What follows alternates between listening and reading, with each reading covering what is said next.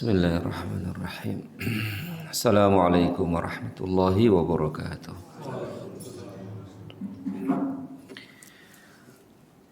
Alhamdulillahi rabbil alamin. Wassalatu wassalamu ala ashrafil anbiya'i wal mursalin wa ala alihi wa ashabihi ajma'in. Asyhadu an la ilaha illallah wahdahu la syarika lah wa asyhadu anna Muhammadan abduhu wa rasuluh. Qala Allah Ta'ala fi kitabihil karim, ya ayyuhalladzina amanu taqullaha haqqa tuqatih wa la tamutunna illa wa antum muslimun. Amma ba'd. Ikhwani wa akhwati fillah rahimani wa rahimakumullah, para bapak ibu sekalian dan saudara-saudariku sekalian yang saya muliakan. Pertama, segala puji hanya milik Allah tabaraka wa ta'ala. Salawat serta salam senantiasa tercurah kepada junjungan Nabi besar kita Muhammad sallallahu alaihi wasallam.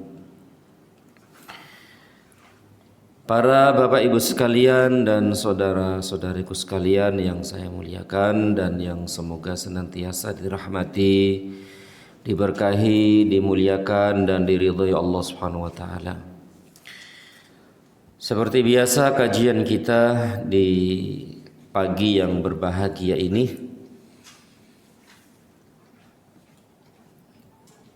adalah tentang salatul musafir. Salat orang musafir. Sahih ya? Betul.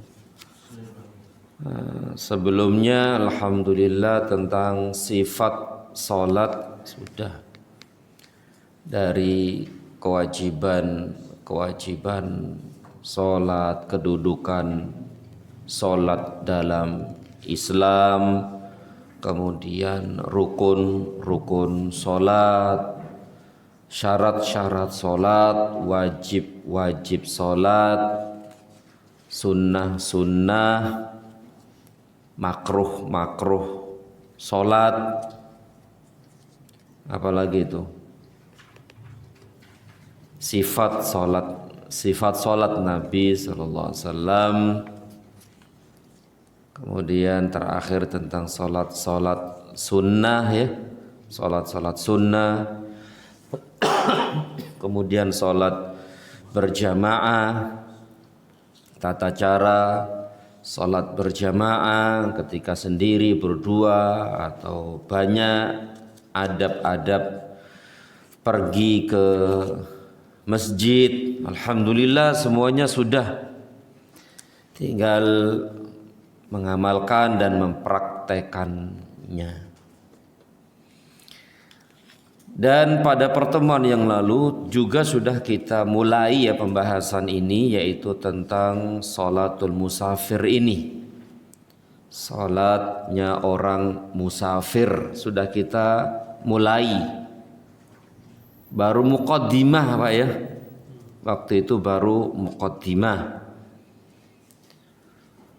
Di antara muqaddimah adalah telah kita sampaikan bahwa safar itu ada 3 macam. Ada safar taat, ada safar maksiat, ada safar mubah. Ya, mubah. Safar taat banyak, haji, umroh, jihad, pelatihan apa ini? Dai ya, pelatihan dai.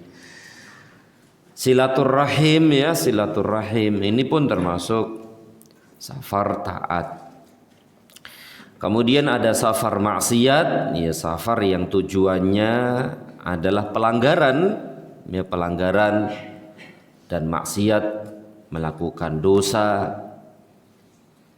Kemudian mubah, ya banyak sekali mubah ya, termasuk bisnis, kerja, terus ya jalan-jalan, refreshing, tur. Nah, ini mubah. Dan sebagian ulama mengatakan yang diperbolehkan dalam masalah ini, rukhsah, keringanan yang diberikan kepada orang-orang musafir adalah safar taat dan safar mubah. Sedangkan safar maksiat memang tujuannya ya maksiat, dosa, maka dia tidak mendapatkan rukhsah atau keringanan melakukan hal-hal yang diperbolehkan atau yang diperbolehkan bagi orang musafir. Begitu. Tapi wallahu a'lam, insya Allah boleh-boleh saja lah. Oh, berarti dia pinter ya. Dia maksiat tapi pinter masalah ini, pinter kok masalah qasar paham, masalah jamak juga paham, masalah sholat pun diperhatikan, tapi maksiat itu loh. Ya wallahu alam, ya insyaallah boleh-boleh saja, insyaallah. Ya urusan dia maksiat yaitu urusannya dia dengan Allah, urusan sholat ya sholat ya, urusan sholat ya sholat itu sendiri. Wallahu a'lam bishawab. Dan ini sudah kita bahas pada pertemuan yang lalu. Tapi kita mulai pembahasan kita ini salatul musafir. Penulis berkata hafizahullahu ta'ala, wal qasru wajibun, mengqasar salat wajibun, hukumnya wajib. Bagi siapa ini?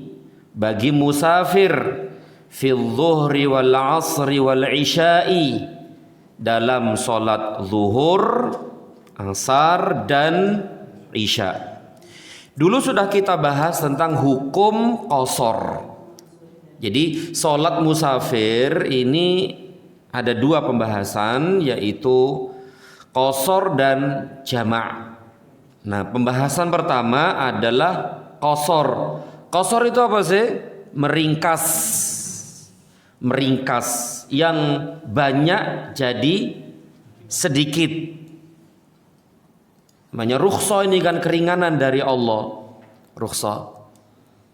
Yang banyak menjadi sedikit, artinya yang 4 menjadi 2, yang 4 menjadi 2, yang 2 tetap 2, yang 3 tetap 3. Nah, apa hukum qasar? Sudah kita bahas. Berbeda para ulama rahimahumullahu ta'ala. Ada yang mengatakan wajib, ada yang mengatakan sunnah. Minimal itulah, ada yang wajib, ada yang sunnah. Dan sunnahnya ini sunnah yang sangat ditekankan, ya. Dan masing-masing dari dua pendapat ini ya punya dalil, dan dalilnya ya sangat kuat sekali, Jadi intinya bahwa salat atau qasar ini ada yang mengatakan wajib, ada yang mengatakan sunnah. Ya, kalau bisa dikatakan sunnah di sini sunnah muakkadah, sunnah yang sangat-sangat ditekankan. Maka tidak selayaknya kita nih meninggalkannya. Berusaha untuk mengerjakannya, tidak meninggalkannya. Keluar dari masalah itu wajib atau sunnah. Penulis kitab ini hafizahullah berpendapat qasar itu wajib. Menguatkan pendapat qasar itu wajib. Dari mana kita tahu? Nah, dia berkata begitu, perkataan beliau ini, wal qasru wajibun, qasar hukumnya wajib. Nah, kan? Wajib. Bagi siapa? Ya bagi musafir. Dalam sholat apa? Zuhur, asar, dan isya. Masing-masing 4 rakaat diringkas menjadi 2 rakaat. Ingat ini masih qashar pembahasan ya. Nanti ada jamak. Ini qashar, khusus qashar ini. Nanti ada jamak. Dalilnya mana bahwa qashar itu disyariatkan atau wajib begitu ya, atau pokoknya disyariatkan, adalah firman Allah dalam surat An-Nisa ayat 101. Ini dalil dari Al-Quran dan termasuk juga nanti dalil dari hadis. Kalau sudah jelas begini ya, kenapa kita tinggalkan gitu loh? Udah dikasih kok nggak mau itu loh. Ya Allah, udah dikasih nggak mau, dan yang ngasih nggak tanggung-tanggung, Allah yang ngasih. Baik itu kita dalam kondisi sulit maupun sedikit sulit, atau lapang sekali dalam safar, tetap disyariatkan qashar. Apalagi kita perjalanan sangat mudah sekali. Ya, di tol kapan saja kita bisa mampir di rest area itu. Zuhur mampir bisa nggak? Asar mampir bisa? Bisa semuanya. Tapi pun demikian tetap disyariatkan qashar. Dalilnya ini Allah berfirman, wa idza darabtum fil ardi falaisa alaikum junahun an taqsuru minas salati in khiftum ayyaftinakumul ladzina kafaru. Wa idza darabtum, apabila kalian mengadakan perjalanan fil ardi, di atas muka bumi ini, di atas muka bumi, falaisa alaikum junahun, maka tidak berdosa atas kalian, tidak berdosa atas kalian, antaqsuru, mengqashar, minas salati, dari salat-salat, in khiftum, jika engkau merasa takut, merasa khawatir, ayaftinakumul ladzina kafaru, khawatir apa?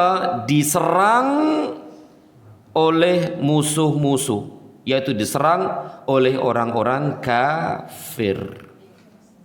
Berarti di sini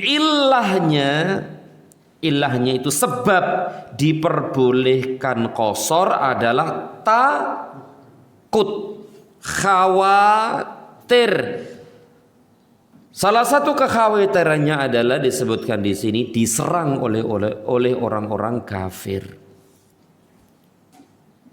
Ya berarti intinya ya takut gitu loh, takut. Ya mungkin takut ini, takut itu, diserang binatang buas dan yang lainnya. Pokoknya keresahan dan ketakutan, maka boleh qashar. Berarti mafhum mukhalafahnya, pemahaman yang sebaliknya, seakan-akan kalau dalam keadaan aman boleh qashar.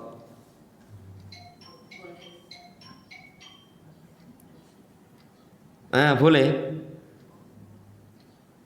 Kan tadi syaratnya, ilahnya tadi itu sebab bolehnya qashar adalah takut. Kalau takut boleh. Berarti kalau aman,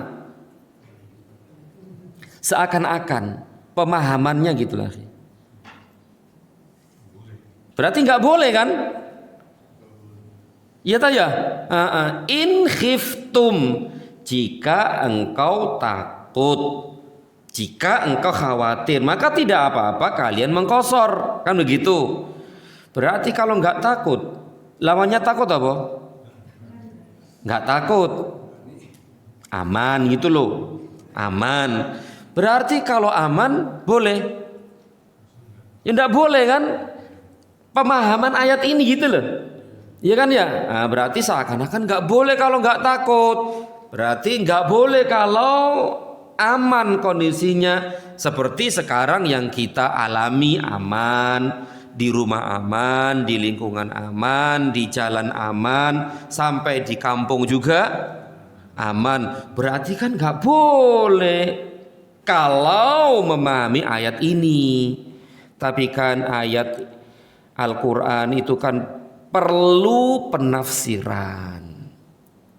Ya, Al-Quran. Kita kan berarti pedoman kita itu kan Al-Quran dan Sunnah. Dan Sunnah ini salah satunya, fungsi Sunnah salah satunya adalah menjabarkan, menafsirkan Al-Quran.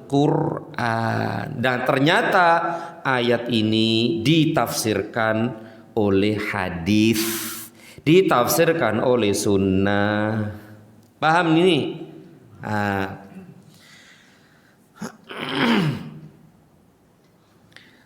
penafsirannya adalah sebagaimana hadis Ya'la bin Umayyah, dari Ya'la bin Umayyah, annahu sa'ala Umar, sesungguhnya dia, yaitu Ya'la bin Umayyah, bertanya kepada Umar bin Al-Khattab an hadhil ayah, berkaitan dengan ayat ini. Jadi Ya'la bertanya kepada Umar bin Khattab tentang ayat ini. Ayat ini ayat apa ini? Surat apa tadi? Surat An-Nisa ayat 101. Ya. Makanya kalau kita punya masalah, punya masalah, tanyakan kepada orang-orang yang berilmu. Insya Allah pertanyaan itu akan terjawab dan akan melapangkan hati dan jiwa kita. Dan memang harus seperti itu, harus tanya sama orang yang berilmu. Jangan tanya sama siapa iki. Yo malah semerawut kan ya. Malah menambah masalah kan gitu. Tidak menyelesaikan masalah, justru menambah masalah. Allah berfirman, fas'alu ahla dzikri in kuntum la ta'lamun. Tanya kepada ahli ilmu jika engkau tidak tahu, tanya. Nah, inilah yang dilakukan oleh generasi salaf dulu dan orang-orang yang mengikuti mereka. Kalau mereka nggak tahu, tanya kepada ahli ilmu. Nah, waktu itu Umar bin Al-Khattab adalah seorang ulama, seorang ahli ilmu dari kalangan sahabat, ya radhiyallahu anhum ajma'in. Nah, sekali lagi Ya'la bin Umayyah bertanya kepada Umar bin Al-Khattab tentang ayat yang mulia ini, yaitu in khiftum ayyaftinakumul ladzina kafaru, jika kalian takut diserang oleh orang-orang kafir. Ini yang menjadi pertanyaan dia itu. Dan inilah yang menjadi pembahasan kita sebelumnya. Berarti kalau aman kan nggak boleh. Bolehnya itu kalau takut. Makanya inilah yang menjadi pertanyaan Ya'la. Kata Ya'la, faqad aminan nas. Dan sekarang sudah aman. Sekarang sudah aman. Maksudnya sekarang sudah aman. Berarti nggak boleh dong. Oh, gimana? Nah gitu loh ya. Sekarang udah aman, nggak ada apa-apa, nggak ada perang-perang lagi. Kalaupun ada kan jauh di sana misalnya. Sekarang aman, berarti nggak boleh dong kalau memahami ayat tadi itu.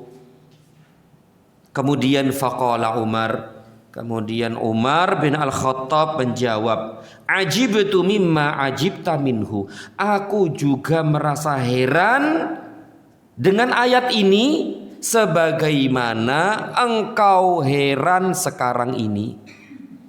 Dulu ketika membaca ayat ini, kata Umar, aku juga heran. Herannya di sini, kalau takut boleh, kalau aman berarti kan nggak boleh gitu. Saya juga seperti engkau gitu. Dulu seperti engkau, sekarang ini.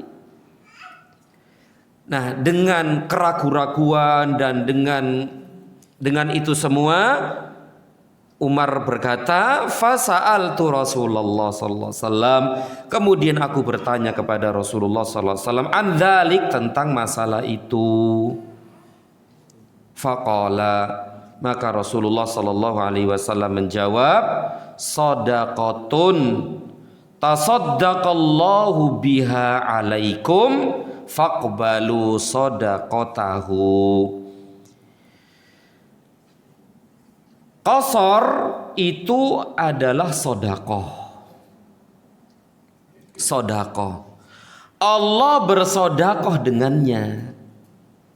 Masya Allah. Berarti kan dikasih sama Allah qasar gitu loh. Allah ngasih kalian qasar. Dan ngasihnya ini tidak terpengaruh dengan kalian takut atau tidak takut. Masya Allah ya. Faqbalu sodakotahu, maka terimalah sodakohnya. Sodakoh Allah terima. Dengan cara apa? Qasar sholat. Begitu ya. Jadi ayat tadi itu dijelaskan oleh Nabi SAW, yang intinya bahwa bagaimanapun kondisi dan keadaan kita, baik itu ketika takut, nggak takut, aman, nggak aman, sulit, nggak sulit, tetap disyariatkan qasar. Kenapa? Sedekah. Allah ngasih sedekah, masa kita tolak? Siapa kita? Allah itu tahu akan keadaan manusia semuanya. Allah mengetahui hati-hati kita, Allah mengetahui kondisi dan keadaan kita semuanya. Bahkan Allah lebih tahu kebaikan untuk diri kita sendiri daripada diri kita sendiri. Masya Allah. Allah mengetahui yang terbaik untuk kita daripada kita sendiri. Dan ternyata subhanallah, qasar itulah yang terbaik, karena dia adalah sedekah yang Allah berikan kepada kita. Terima sudah. Nah, yang menjadi dalil bahwa yang menjadi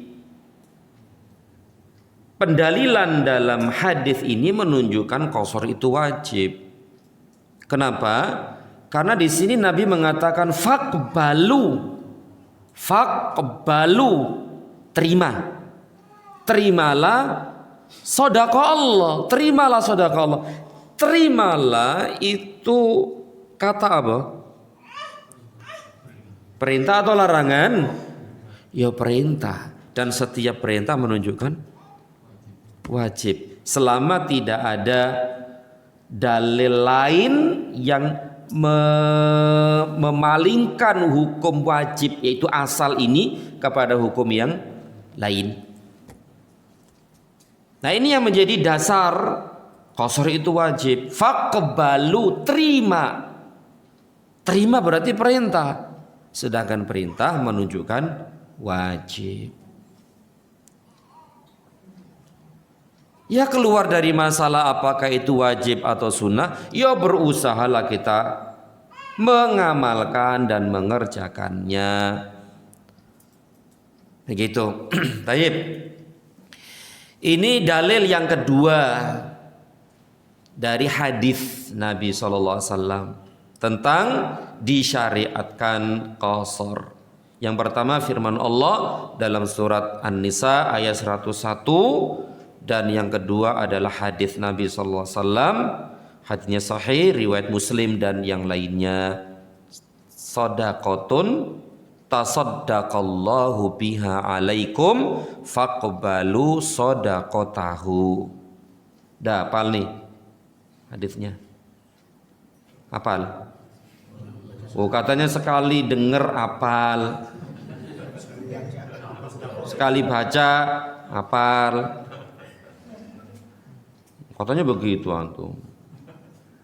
Kata siapa? Kata saya barusan ya. Bukan kata siapa-siapa. Naam shadaqatun tasaddaqallahu biha alaikum.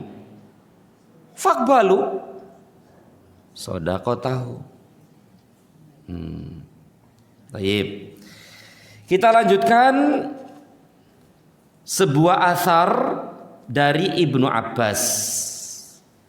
Dari Ibnu Abbas yaitu Abdullah bin Abbas radhiyallahu anhuma qala, dia berkata, faradallahu as-shalah, Allah mewajibkan salat, Allah memfardukan salat, ala lisani nabiyyikum, atas lisan nabi kalian sallallahu alaihi wasallam, fil hadari arba'an, ketika mukim 4 rakaat, wa fis safari, dan ketika safar rakaataini 2 rakaat, wa fil khaufi rakaatan, dan ketika takut 1 rakaat. Takut ini ketika perang, terjadi perang hebat di tengah-tengah medan perang, 1 rakaat. Belum pernah ya? Belum pernah 1 rakaat? Witir. Tapi kan bukan urusannya takut kan ya. Taib. Jadi perkataan Ibnu Abbas, asar dari Ibnu Abbas ini jelas menunjukkan qasar itu wajib gitu loh. Iya kayak wajib ya kayaknya ya. Ya tadi saya katakan keluar dari masalah wajib atau sunnah, ya kita kerjakan sajalah begitu loh. Kita amalkan, ya kita amalkan. Kata Ibnu Abbas, Allah memfardukan salat melalui lisan Rasul sallallahu alaihi wasallam ketika mukim 4 rakaat, ketika safar 2 rakaat, ketika takut 1 rakaat. Enak tuh ya? Enak. Dan di sini tidak disebutkan ketika safar takut, nggak takut, aman, nggak aman, repot, nggak repot, susah, nggak susah, tetap 2 rakaat. Berarti dalilnya sangat jelas sekali kan, Al-Quran, kemudian hadis, kemudian perkataan para sahabat radhiyallahu anhum ajma'in.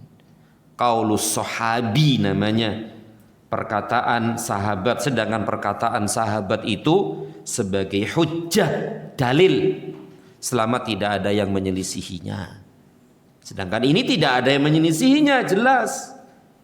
Kemudian perkataan Umar bin Al-Khattab radhiyallahu anhu, dia berkata, salatus safari rakaatani, salatus safari rakaatani, salat safar 2 rakaat, wa salatul jumu'ati rakaatan, dan salat jumu'ah 2 rakaat, wal fitru wal adha rakaatan, salat idul fitri dan salat idul adha 2 rakaat. Betul itu kan? Tamamun ghairu qasrin ala lisanin sallallahu alaihi wasallam. Itu sudah ditetapkan, tamamun ghairu qasrin, tamam, sempurna, tidak qasar. Ya, tidak qasar ala lisani Muhammadin sallallahu alaihi wasallam. Berarti perkataan Umar ini senada dan semakna dengan perkataan Ibnu Abbas radhiyallahu anhuma. Dari Aisyah sekarang. Wa an Aisyah qalat, dari Aisyah dia berkata, as-salatu awwalu ma furidat rakaataini. Salat awalnya difardukan 2 rakaat. Dulu tuh Bu, Pak, ketika peristiwa Isra Mi'raj itu kan pertama yang diwajibkan itu 2 rakaat sebanyak 5 kali. Ya. Belum ada 4 rakaat, belum ada 3 rakaat. Dan waktunya pun belum ditetapkan. Jadi awal Nabi SAW menerima wahyu salat wajib 5 waktu itu 2 rakaat, 2 rakaat, 2 rakaat, 2 rakaat, 2 rakaat. Dan waktunya pun belum ditetapkan secara qat'i.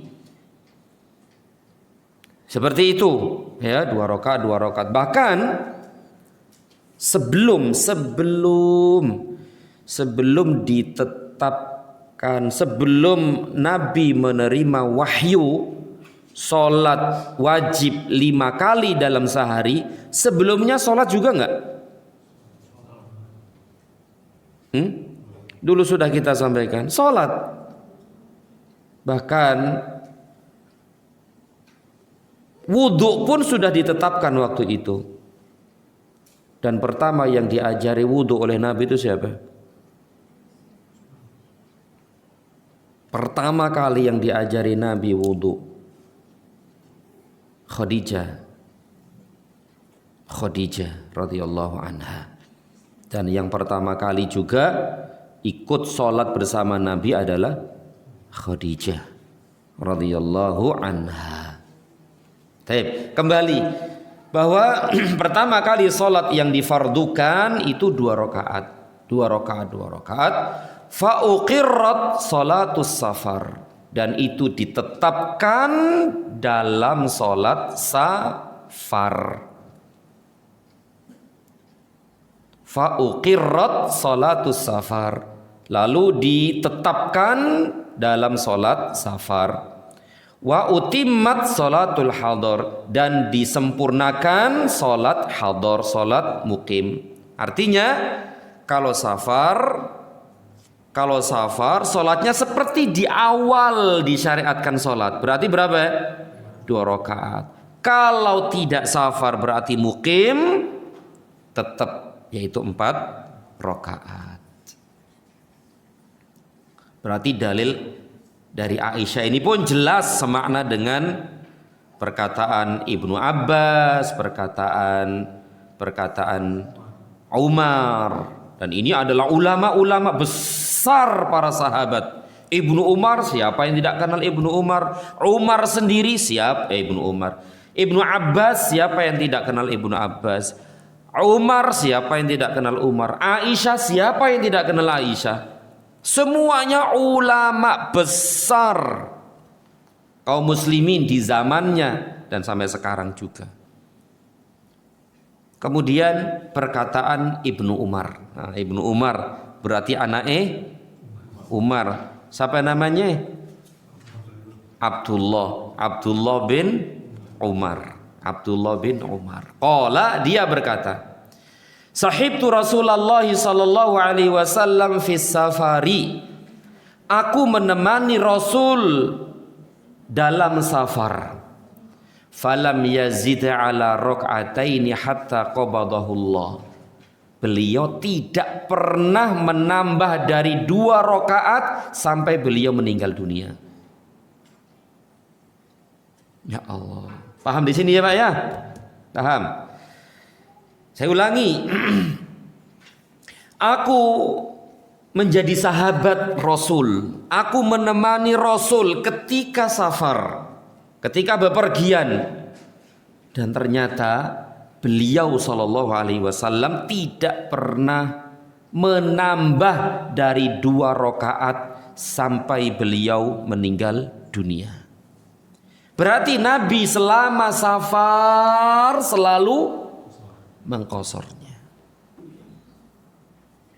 Kemudian wasahibtu Aba Bakrin falam yazid ala rak'ataini hatta qabadahullah. Aku juga menemani Abu Bakar. Tentu menemani di dalam safar juga maksudnya ya, menemani Abu Bakar dalam safar dan ternyata dia tidak pernah menambah dari 2 rakaat sampai dia dipanggil oleh Allah Subhanahu wa taala sampai meninggal dunia. Sama perbuatan Abu Bakar sama dengan perbuatan Rasul sallallahu alaihi wasallam. Kemudian wa sahibtu Umar, dan aku menemani Umar, yaitu bapaknya. Falam yazid ala rakaataini hatta qabadahullah. Aku menemani Umar dan ternyata juga sama, Umar tidak pernah menambah dari 2 rakaat sampai dia meninggal dunia. Kemudian summa sahibtu Utsman, kemudian juga aku menemani menemani Utsman. Berarti Umar tadi tidak menyelisihi perbuatan Abu Bakar. Abu Bakar tidak menyelisihi perbuatan Rasul sallallahu alaihi wasallam. Sama semuanya, dan memang begitu. Syariat itu ya sama, kalau sumbernya sama ya sama sampai sekarang gitu loh. Taib, tsumma sahibtu Utsman, kemudian aku menemani Utsman juga. Utsman khalifah yang keberapa Utsman ini? Ketiga.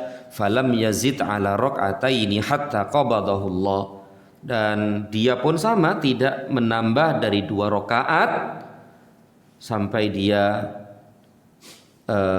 diwafatkan oleh Allah Subhanahu wa taala.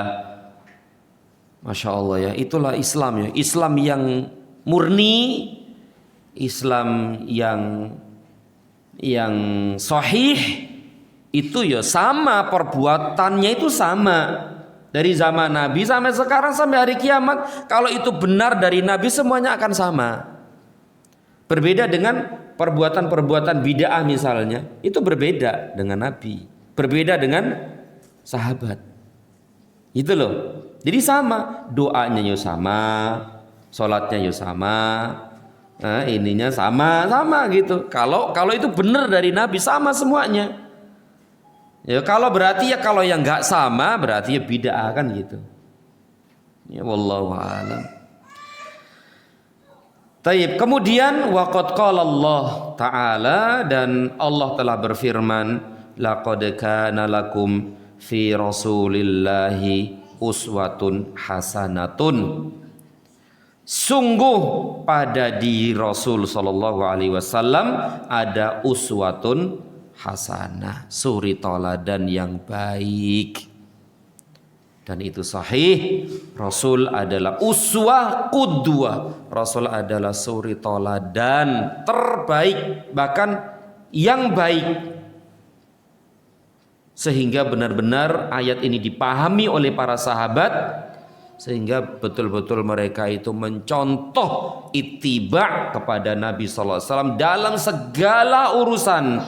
Bahkan termasuk masalah ini tadi itu.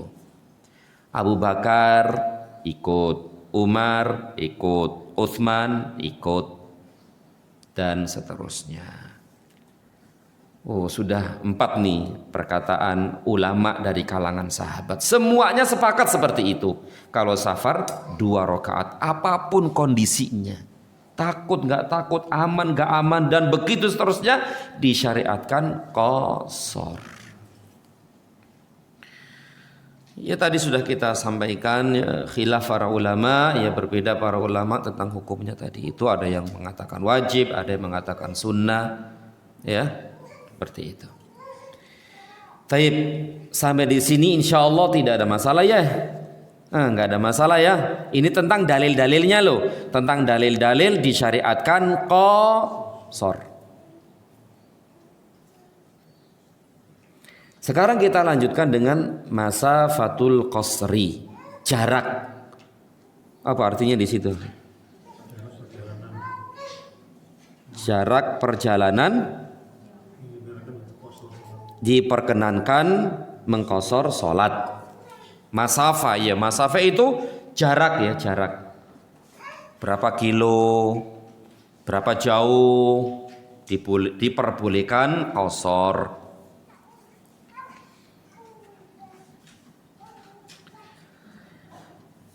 Penulis berkata hafizahullah, ikhtalafal ulama'u fi tahdidil masafah. allati tuqsaru fiha salatu ikhtilafan katsira. Para ulama rahimahumullahu ta'ala berbeda pendapat tentang batasan jarak yang diperbolehkan mengqashar salat dengan perbedaan perselisihan yang sangat banyak sekali. Oh, ternyata tentang masafah jarak dibolehkannya qashar itu berbeda para ulama dengan perbedaan yang sangat banyak. Hatta qala Ibnul Mundhir, sampai-sampai Ibnul Mundhir dan yang lainnya berkata, ya, sampai-sampai Ibnu Mundhir dan yang lainnya menukil masalah ini aksar min ishrina qaulan, lebih dari 20 pendapat. Masya Allah ya. Masalah jarak saja itu loh, para ulama berselisih pendapat sampai lebih dari 20 pendapat. Masya Allah. Kok bingung 20 ya Allah, piye iki cara? Ya sudah, kalau demikian ya kita cari yang paling kuat, yang paling rajih ya dari pendapat-pendapat para ulama, tentu berdasarkan dalil-dalil ya. Kata beliau, wa asahhu haditsin warada fi bayani dzalika wa asrahuhu kama qala al-hafidh fil fath ma rawahu Muslimun wa Abu Dawud bin hadits Anas qala kana Rasulullah sallallahu alaihi wasallam idza kharaja masirata thalathati amyal au thalathati farasikh shalla rak'ataini. Pendapat yang sahih, pendapat yang kuat adalah sebagaimana yang disebutkan oleh Al-Hafidh Ibnu Hajar ya dalam kitab Al-Fath, yaitu Fathul Bari, sebagaimana yang diriwayatkan oleh Muslim dan Abu Dawud dari hadis siapa? Dari hadis siapa di situ? Anas. Dari hadis Anas, qala, dia berkata, kana Rasulullah sallallahu alaihi wasallam, adalah Rasulullah sallallahu alaihi wasallam apabila keluar safar, maksudnya begitu, masirata thalathati amyal. Masirah itu perjalanan sampai 3 mil,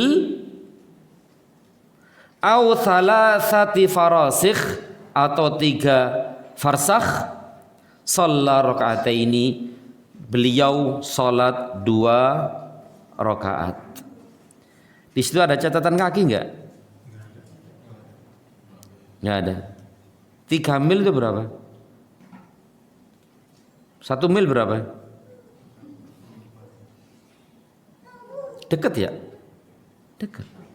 1 mil kan 1 kilo 1,4 ya? Ya segitu. 1 kilo lebih. 1,5 kilo dah ya. Tambah dikit Pak nggih. Enggak apa-apa. 1 kilo berarti kalau 3 kali 3 4,5 kilo. Iya.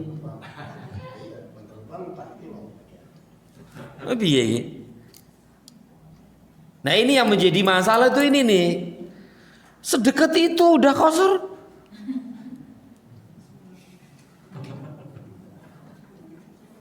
Nah masalahnya di sini perlu diketahui akhi.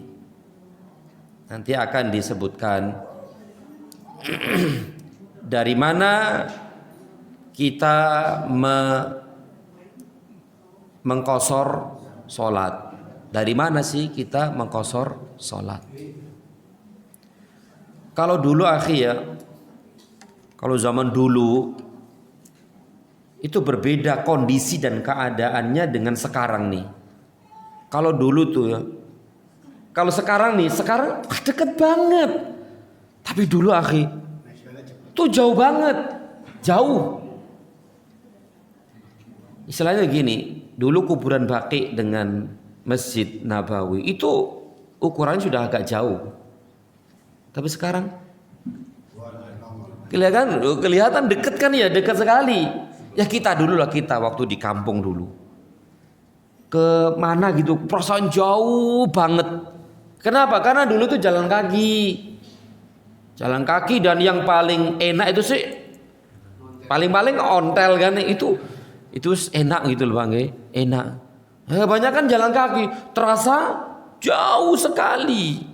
Ya coba sekarang semuanya serba cepat dan dekat gitu. Tuh ya. Ala kulli hal akhi, bahwa di sini Nabi sallallahu alaihi wasallam, kata Anas nih, Anas bin Malik radhiyallahu anhu, pembantu beliau. Berarti tahu betul akan bagaimana Nabi sallallahu alaihi wasallam ketika keluar safar, beliau ketika pada jarak 3 mil atau 3 farsakh, beliau sholat 2 rakaat, berarti qashar. 3 mil udah qashar beliau. Nah ini kan banyak pertanyaan kan, apa yang dimaksud dengan 3 mil di sini? Wallahu alam bisawab. 3 mil ini kuncinya adalah ketika sudah keluar dari daerahnya. Meskipun itu baru 3 mil.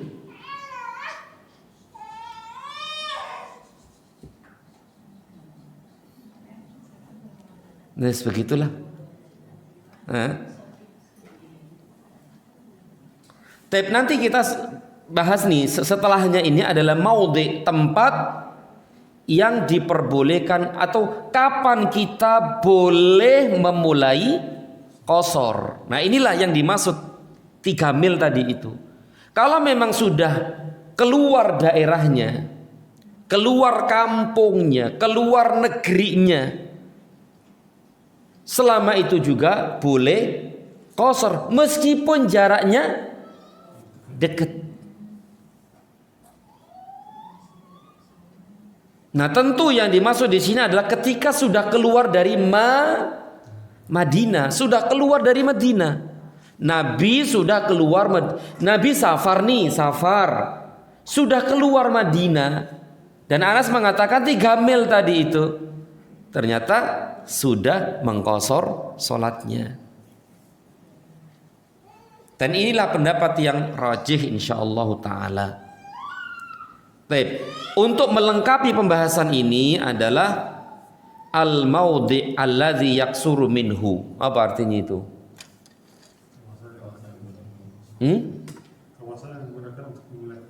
Nah, wilayah, daerah, tempat mulai diperbolehkannya qashar. Daerah, wilayah, kawasan diperbolehkan kita memulai qashar.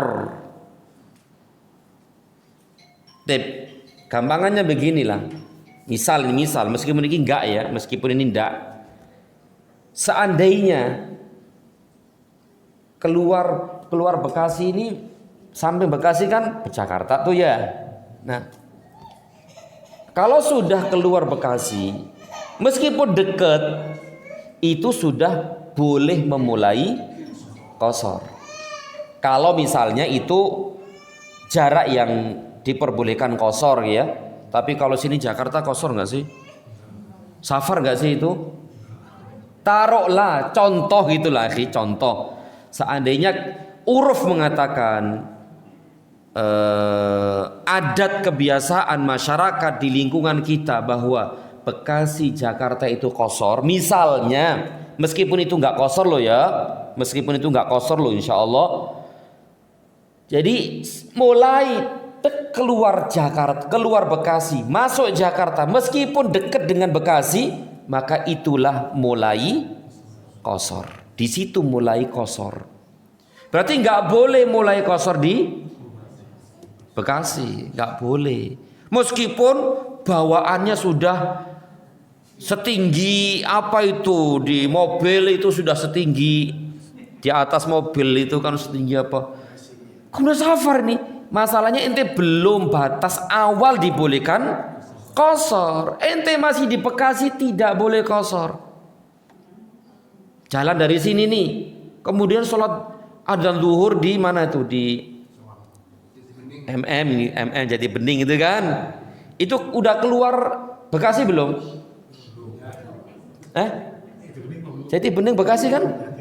Iya, ya sudah. Meskipun sudah nenteng kayak segitu banyak tuh, ya, dan udah siap safar, tetap tidak boleh qashar. Kenapa? Karena masih di wilayahnya, karena masih di daerahnya, di kawasannya. Tapi kalau sudah nyampe di mana itu? Cawang misalnya, Halim, itu kan pinggiran banget kan ya, pinggiran banget sama Bekasi. Nah, mulailah boleh qashar di sana karena sudah keluar wilayah Bekasi, meskipun deket kan ya, meskipun deket. Taruhlah antara ini, taruhlah kalau ke Jakarta itu dikatakan safar, dikatakan safar gitu ya, udah keluar dari daerah seperti itu. Berarti kalau di sini umumnya start mulai bolehnya qashar itu di mana? Ini kita lihat kenyataan deh, kenyataan. Tadi kan cuma contoh kan bebas. Kalau sekarang di kita nih, kita tinggal di Bekasi, Cikarang masih Bekasi, Kerawang itu sudah ukurannya safar nggak sih? Kerawang.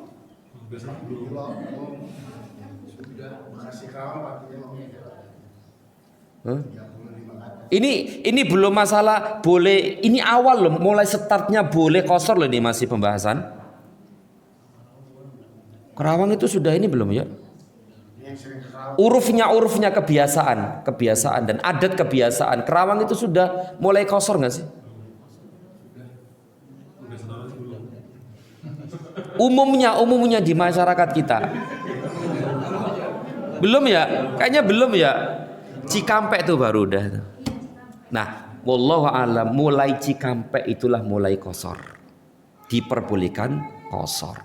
Berarti kita berangkat jam 11:30 nih, ya kan? Berangkat jam 11:30. Ente habis zuhur sih ya ente ya. Berarti nggak masuk dalam contoh ini ya.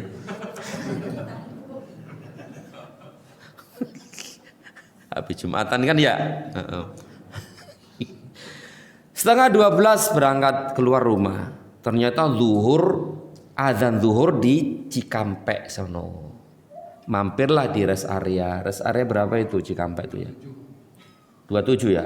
57. Mampir di situ. Nah, disitulah mulai startnya qashar. Boleh kita qashar di situ. Bahkan boleh dijamak juga tidak? Enak dijamak atau enggak? Enak dijamak sekaligus, sudah enak itu. Bahkan itu sangat dianjurkan jamak dan qashar. Kalau sudah di perjalanan, Pak. Di perjalanan itu sangat dianjurkan jamak plus qashar. Berarti di Cikampek itu monggo silakan sholat 2 rakaat zuhur, setelah itu 2 rakaat asar.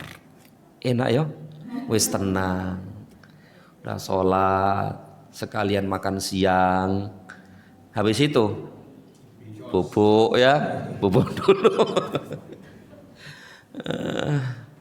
Terus melanjutkan perjalanan. Nah, itulah yang dimaksud dalam pembahasan ini, al-maudhi' alladzi yaksuruf minhu, tempat area yang diperbolehkan mengawali tempat area kawasan apa tadi? Memulai, ya dibenarkan memulai qasar salat. Nah itu berarti ketika sudah keluar dari daerah kita, sudah keluar dari negeri kita, kata para ulama itu melihat rumah terakhir gitu loh, melihat rumah terakhir kampung kita gitu loh, melihat rumah terakhir negeri kita, kampung kita, dan melihat kebun terakhir negeri kita. Mulailah qasar. Alhamdulillah, mudah, ringan sekali dan enak. Nanti sholat lagi, nanti maghrib, lama ya, jam 7 nanti tuh.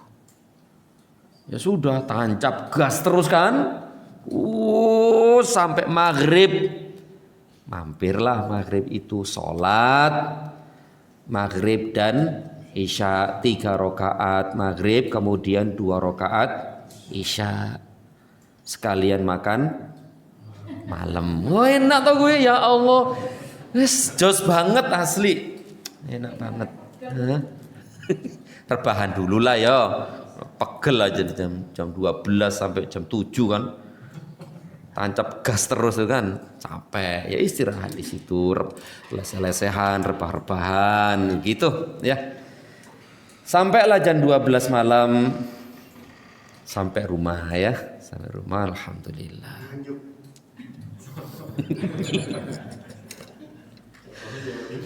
Baik, akhi fillah azanallahu wa iyyakum. Kita lanjutkan, kita baca apa yang dibawakan oleh penulis hafizahullah taala.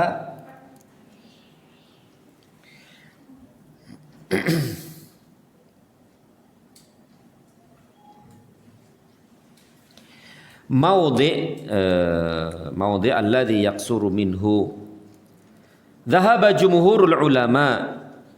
Jumhur ulama berpendapat ila anna qasra salati, bahwa sesungguhnya qasar salat yushra' disyariatkan bimufaraqatil hadar, sudah keluar dari apa di situ? Disyariatkan ketika sudah berpisah dengan daerah tempat tinggalnya. Ada nggak di situ, akhi? Ada kan ya? Nah, berarti ini syarat dibolehkannya qasar. Pertama tadi berpisah atau sudah meninggalkan, sudah meninggalkan tempat tinggalnya. Tadi itu kalau di sini ya Cikampek tadi itu. Ya, artinya sudah keluar dari bangunan terakhir dari negerinya tadi itu. Yaitu dari kampung halamannya itu. Sudah itu mulai boleh qasar.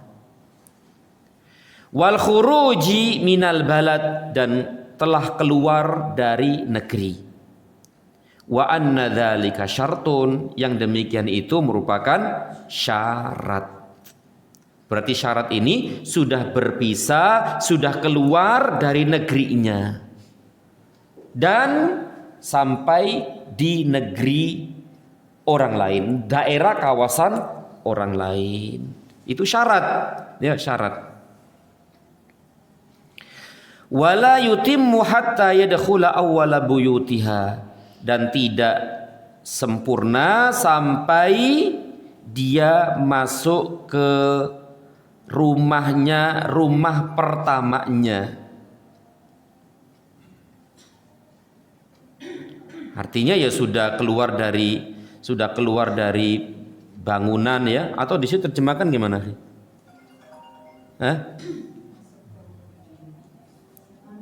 Coba terjemahkan sih, Pak Nur. Dan tidak boleh sholat sempurna sebelum masuk rumah-rumah pertama yang ada di daerahnya. Nah, tadi sudah kita sebutkan kan ya.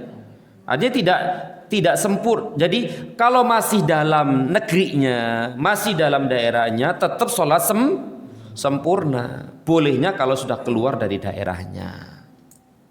Sebagaimana perkataan Ibnu Munzir, wala a'lamu anna Nabiy sallallahu alaihi wasallam qasara fi safarin fi asfarihi illa ba'da khurujihi minal Madinah.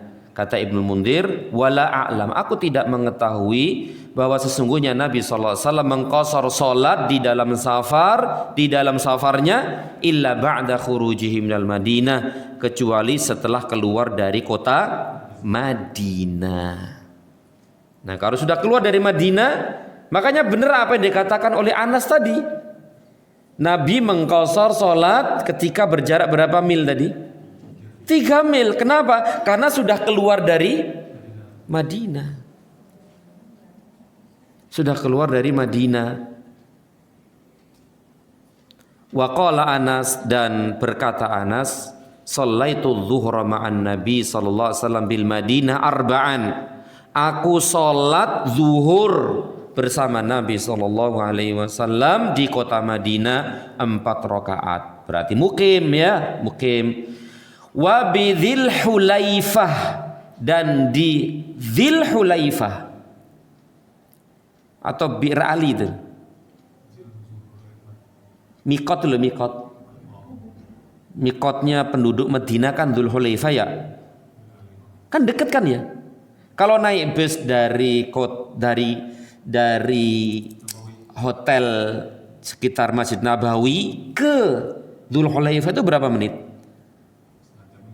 Nggak sampai setengah jam, 20 menit nyampe. Berarti deket kan? Deket. Itu Nabi SAW sudah mengqasar sholatnya. Padahal deket kan? Deket. 10 menit. 10 menit dari sini kemana? Ralumbu 10 menit ya. Apalagi sore ya. Sore menjelang maghrib. Lama banget tuh. Ralumbu. Oh, jajan ngabih orang-orang itu, ya Allah ya. Aduh. Jadi kita baca lagi. Aku, kata Anas bin Malik, salat zuhur bersama Nabi di Madinah 4 rakaat. Wa bi Dzil Hulaifah, dan di Dzil Hulaifah 2 rakaat. 2 rakaat di sini maksudnya qasar. Begitu akhi, Masya Allah. Berarti memang sih ada 2 pendapat ya. Jarak mulai boleh qasar sholat itu ada yang mengatakan 83 km. Iya, betul ya? 83 km. Ada yang mengatakan sesuai dengan uruf. Jadi ada 2 pendapat minimal lah ya. Jarak mulai boleh mengqasar sholat itu adalah 83 km. Ada yang mengatakan sesuai dengan uruf kebiasaan di masyarakat itu. Maksudnya uruf kebiasaan itu, masyarakat situ mengatakan, oh kalau ke situ itu safar, itu udah safar. Kalau umumnya masyarakat di situ, oh itu enggak safar. Nah itu kembali kepada uruf kebiasaan. Nah kebiasaan kita nih, Bogor itu sudah safar tidak?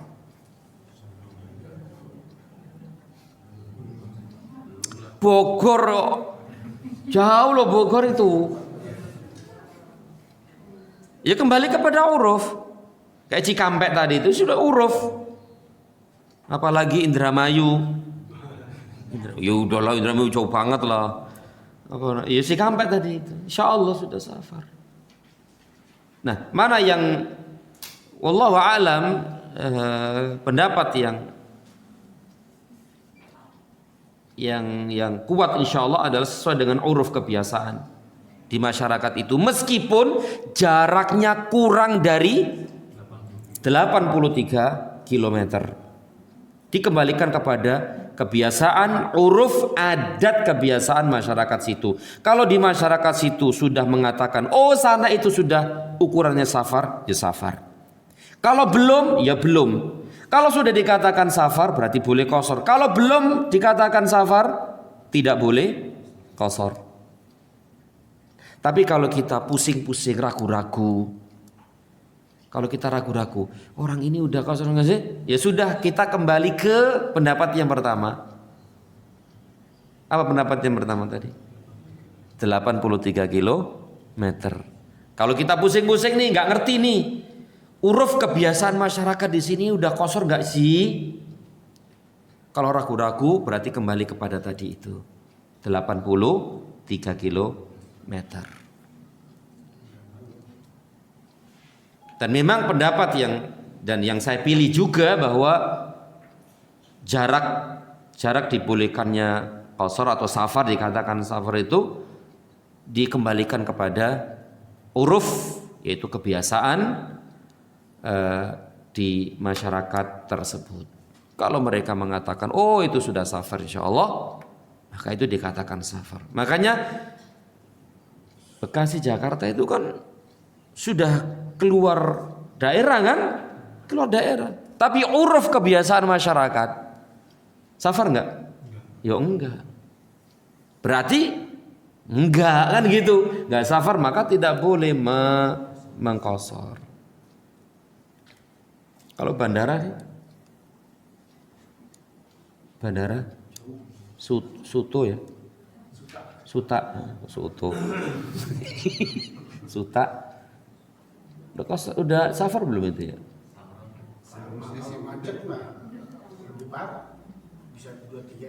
Tangerang masuk Tangerang ya? Banten lah, udah masuk Banten. Berarti udah kosor nggak itu kira-kira? Udah safar nggak itu ya? Wah, kurang informasi nih, safar apa enggak ya sono ya? Tapi ala kulli hal fillah, bahwa di antara syarat dibolehkannya qasar tadi itu meskipun di awal ya adalah setelah keluar dari daerahnya dan wilayahnya. Dan berbeda pendapat para ulama tentang batasan tadi itu, ada yang mengatakan kembali kepada uruf kebiasaan, ada yang mengatakan 83 kilometer. Tapi pendapat yang saya pilih insya Allah adalah sesuai dengan uruf dan kebiasaan, ya, uruf dan kebiasaan. Kalau tidak tahu masalah ini, ya kita kembali ke 83 kilometer, dan itu akan lebih menenangkan hati dan jiwa.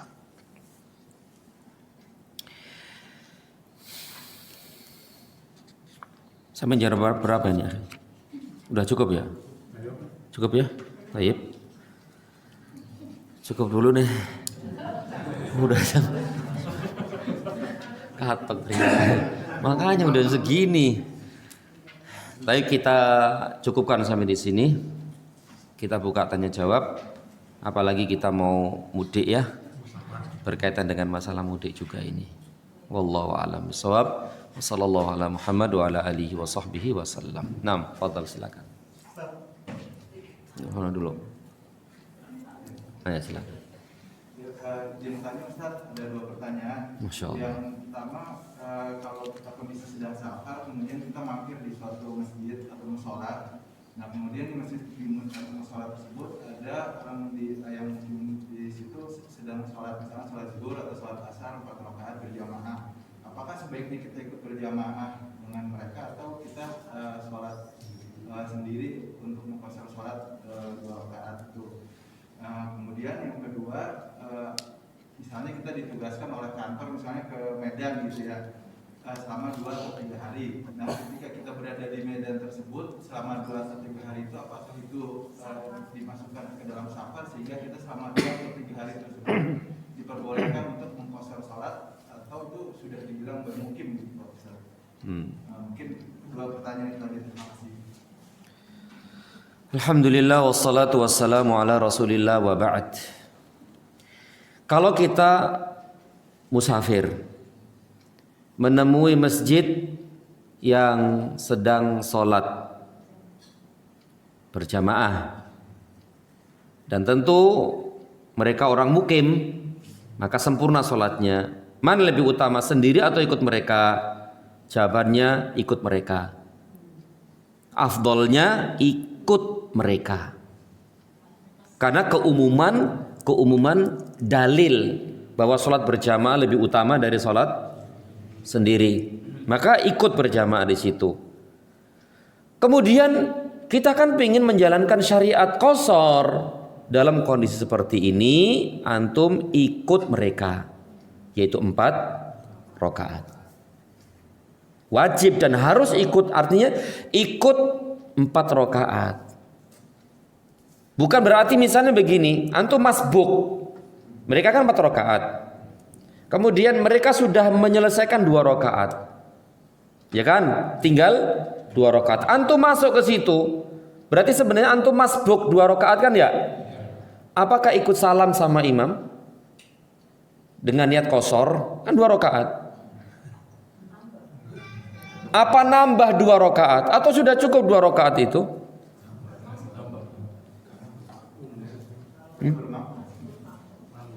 Nambah. Nambah ya? Nambah.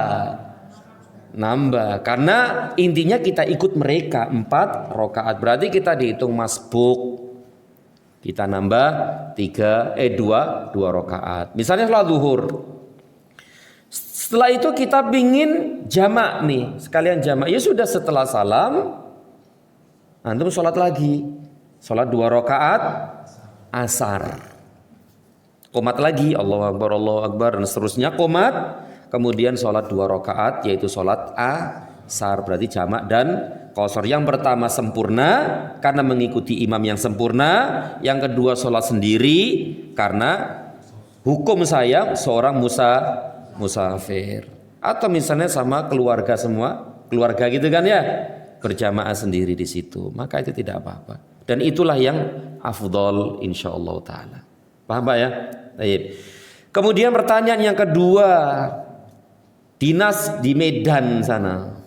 Wah, ngapain tuh Medan? Yo dinas sana ya.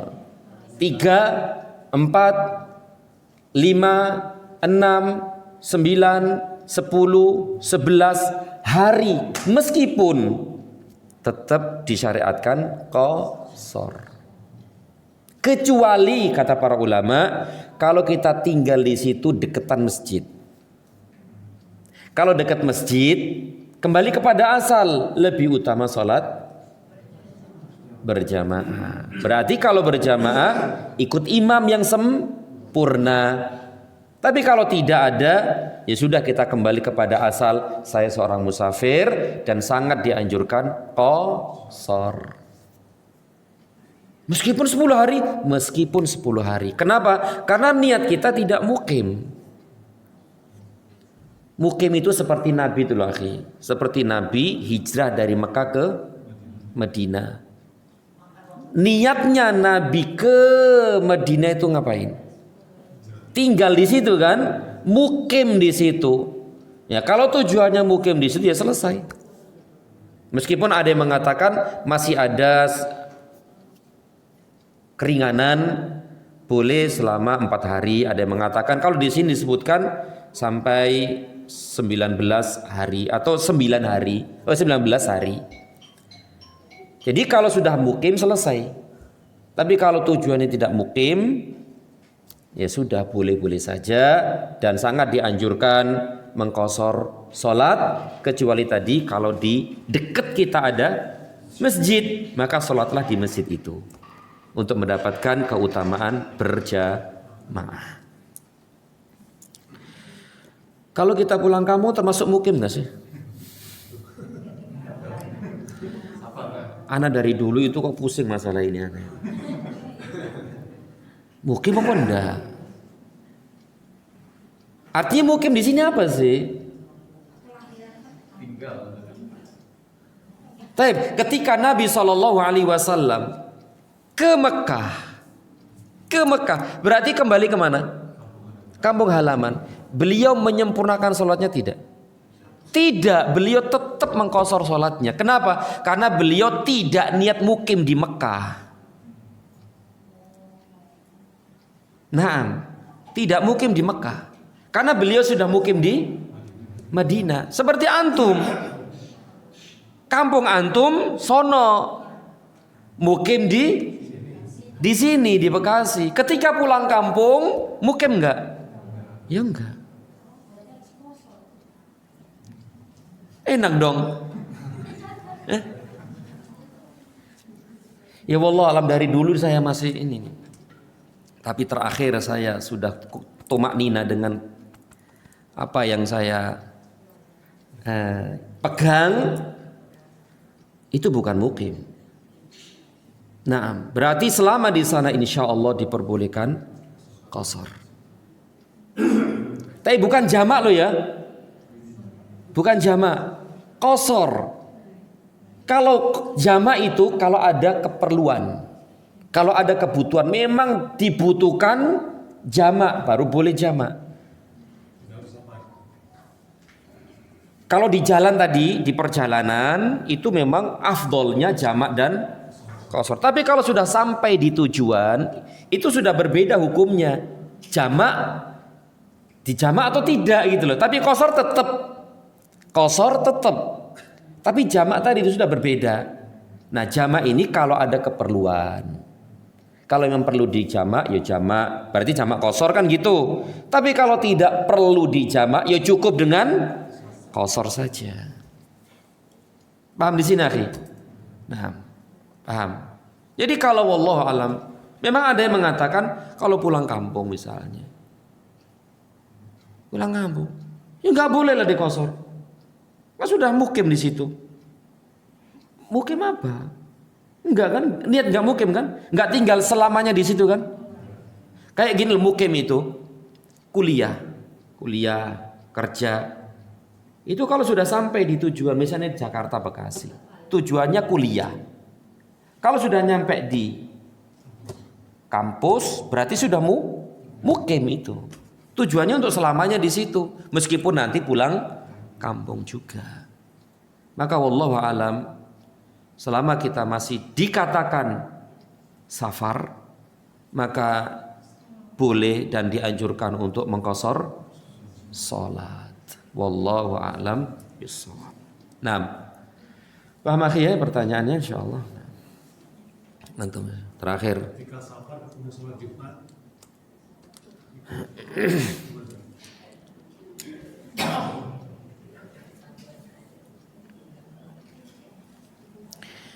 Pertanyaannya adalah ketemu sholat Jumu'ah ketika di dalam perjalanan. Dalam perjalanan menjumpai sholat Jumu'ah. Maka wallahu a'lam bishawab, di sini berbeda para ulama. Apakah boleh menjamak dengan sholat asar? Itu yang menjadi masalah. Ada yang mengatakan boleh, ada yang mengatakan tidak boleh. Kalau sholat Jumu'ah, ya sudah sholat Jumu'ah saja, tak masalah. Sholat Jumu'ah nggak masalah. Tapi masalahnya adalah boleh nggak digabung sama asar, itu yang menjadi masalah. Boleh nggak? Ada yang mengatakan boleh, ada yang mengatakan tidak boleh. Dan masing-masing pendapat ini menyampaikan alasan-alasannya. Tapi wallahu ta'ala alam, untuk menenangkan hati dan jiwa kita, ya sudahlah, nanti saja sholat asar di tempat yang lain. Sudah. Ya, nanti saja sholat asarnya ketika sudah masuk waktu asar. Untuk keluar dari masalah, keluar dari perbedaan para ulama. Ada yang mengatakan nggak boleh, tetap nggak boleh, harus berpisah dia. Sholat jemaah sendiri, sholat fardu sendiri. Ada yang mengatakan boleh lah, namanya juga safar, bahkan di jalan, nggak masalah lah. Nah, tadi untuk keluar dari masalah, ya sudahlah, sholat Jumat sendiri. Setelah sholat Jumat berangkat lagi melanjutkan perjalanan, masuk waktu sholat asar, kemudian sholat asar dengan qasar. Ya, itu lebih menenangkan hati insyaallah ta'ala. Wallahu a'lam bishawab. Udah pada siap pulang kampung? Bekalnya udah siap. Kalau kita berniat ingin sholat sunatnya gimana ya? Misalkan waktu di tempat safar itu tumanina gitu maksudnya. Kita pengen sholatnya ada qobliyah dulu, gantian dulu. Tayyib. Nah, berarti sama dong, 2 rakaat. Qasar 2 rakaat, qabliyah 2 rakaat, ba'diyah 2 rakaat. Tayyib. Alhamdulillah wassalatu wassalamu ala Rasulillah.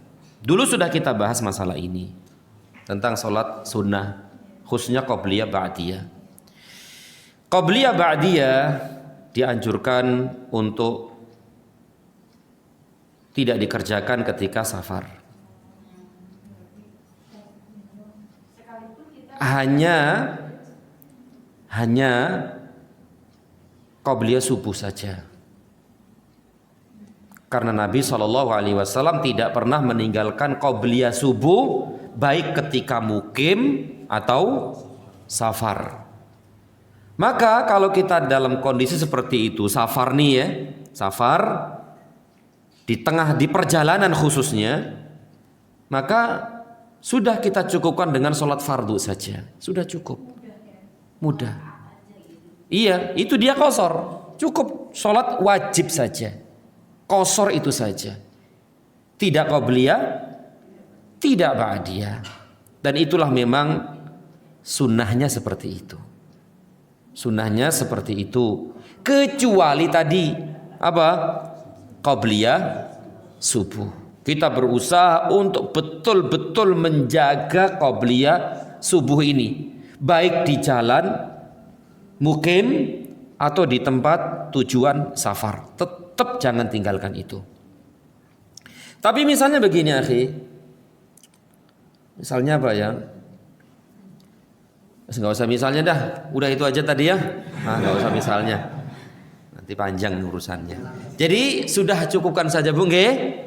Cukupkan saja sholat fardu, ya.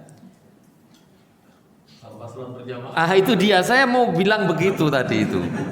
Apabila kau ingatkan lagi itu, aduh, saya jadi ngomong lagi ini. Kecuali kalau kita ikut berjamaah orang yang mukim, maka insya Allah kalau kondisi seperti ini tidak apa-apa qabliyah dan ba'diyah. Kalau memang ada qabliyah dan ba'diyah, sebagaimana kita sholat di Masjidil Haram itu kan ya, kita selalu qabliyah ba'diyah enggak? Iya, kenapa? Karena kita ikut berjamaah dengan orang-orang yang mukim. Dan antum pun waktu itu sempurna enggak sholatnya? Sempurna, karena ikut orang mukim. Seperti itu, wallahu a'lam bishawab. Cukup jam 9:30 ya. Acaranya jam 9 ya, 9:30. Jadi kita cukup ya. Mudah-mudahan Allah Subhanahu wa taala memberikan selalu hidayah dan taufiknya kepada kita sekalian, dan itu selalu dan selalu. Amin ya rabbal alamin. Wa sallallahu ala Muhammad wa ala alihi wa sahbihi wa sallam. Subhanakallahumma wa bihamdika asyhadu an la ilaha illa anta astaghfiruka wa atubu ilaik. Wassalamu alaikum warahmatullahi wabarakatuh.